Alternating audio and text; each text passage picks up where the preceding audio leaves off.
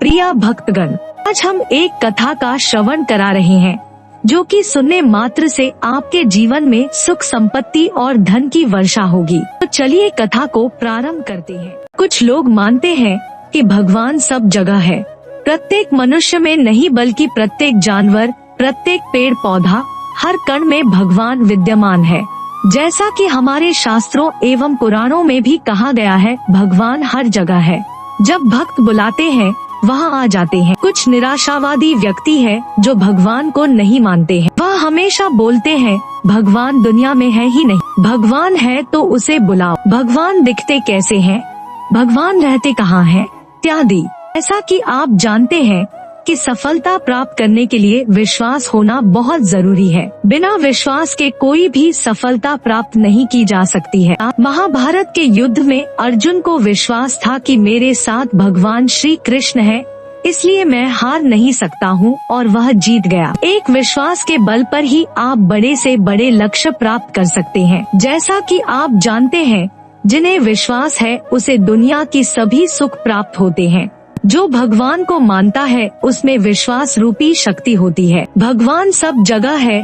एक सच्ची घटना, आपको सच्ची घटना बता रहा हूँ जिसमें भगवान प्रकट हुए थे।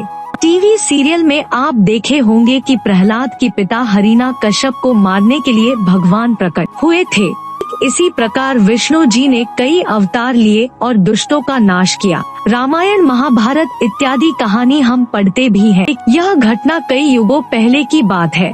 तो मैं कुछ समय पहले की एक घटना बता रहा हूँ जो आपको अचंभित कर दे, आपको सोचने पर विवश कर दे कि वास्तव में भगवान है। एक गांव में एक बहुत ही साधारण व्यक्ति रहता था। उसे भगवान पर अटूट विश्वास था। जब कोई व्यक्ति उसे हालचाल पूछता वह बोलते हैं ठाकुर जी जाने।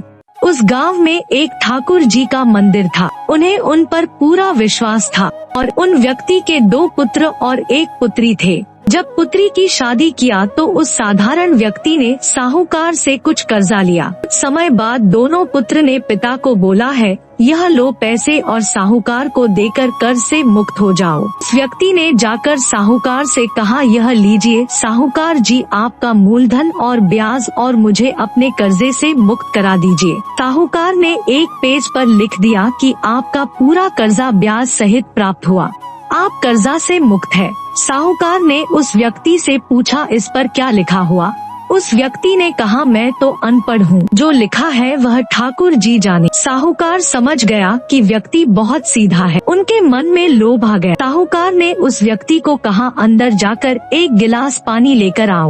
इसी बीच में साहूकार ने उस पर्ची को हटाकर एक पर्ची लिख दिया कि अभी मेरा कर्जा बाकी है। अंदर से व्यक्ति आया और पर्ची लेकर चला गया। कुछ दिन बाद साहूकार पैसा मांगने पहुंच गया। उस व्यक्ति ने कहा कि यह बात गलत है, मैंने आपको पैसा दे दिया है। मामला कोर्ट में चला गया। कोर्ट में व्यक्ति को बुलाया गया। जब व्यक्ति जोर जोर से रोने लगा और बोला कि ठाकुर जी जानते हैं कि मैंने उसको पैसा दे दिया। जज साहब ने पूछा कोई गवाह है जिसने आपको साहूकार को पैसा देते देखा था? उसने कहा हाँ ठाकुर जी है। ठाकुर जी ने मुझे पैसे देते हुए साहूकार को देखा था। जज साहब ने कहा ठाकुर जी को बुलाया जाए। पुलिस वालों ने उस गांव में जाकर लोगों से पूछा ठाकुर जी नाम का कोई व्यक्ति इस गांव में है, उसे कल कोर्ट में आना पड़ेगा। गांव वालों ने कहा ठाकुर जी नाम का कोई भी व्यक्ति इस गांव में नहीं है, ठाकुर जी का मंदिर है। अब भगवान कैसे कोर्ट में पेश होंगे?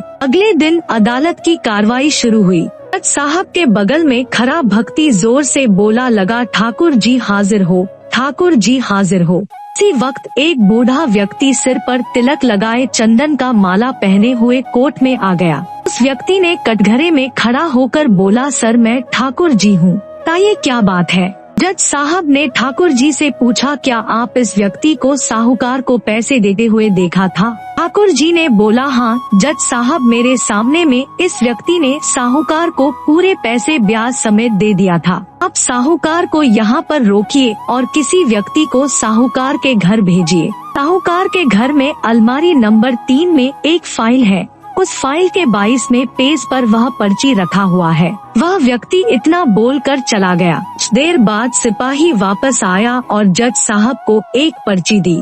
यह पर्ची जिसमें लिखा हुआ था कि पूरा पैसा ब्याज समेत मिल गया, जिसमें लिखा है कि यह व्यक्ति ने ब्याज समेत पैसा दे दिया। जज साहब ने कहा, ठाकुर जी कहाँ गए, उनको बुला। अगले दिन जज साहब उस व्यक्ति के गांव गया। पूरे गांव में खोजा गया, ठाकुर जी दिखाई नहीं दिए। सभी व्यक्ति ने कहा कि वह वृद्ध आदमी इस गांव का नहीं था। जज साहब समझ गए वह वास्तव में ठाकुर जी यानी भगवान ही थे। जज साहब उसी वक्त अपने पद से इस्तीफा दे दिया। जज साहब भारत के सभी मंदिरों में घूम घूम कर उसके दरबार पर मिट्टी को अपने सिर में लगाते थे, किसी मंदिर में बैठते नहीं। जज साहब कहते थे, हमने भगवान को अदालत में बुलाकर खड़ा किया, फिर मैं किसी मंदिर में कैसे बैठ सकता हूँ। इस तरह जज साहब काफी बदल गए। यह कहानी सच्ची घटना है। यदि आपको भगवान पर विश्वास है तो वह जरूर आपको बुरे वक्त में काम आएंगे। आप भले ही किसी धर्म के हो, आपके धर्म जो भी देवता हो उसमें आप विश्वास रखें।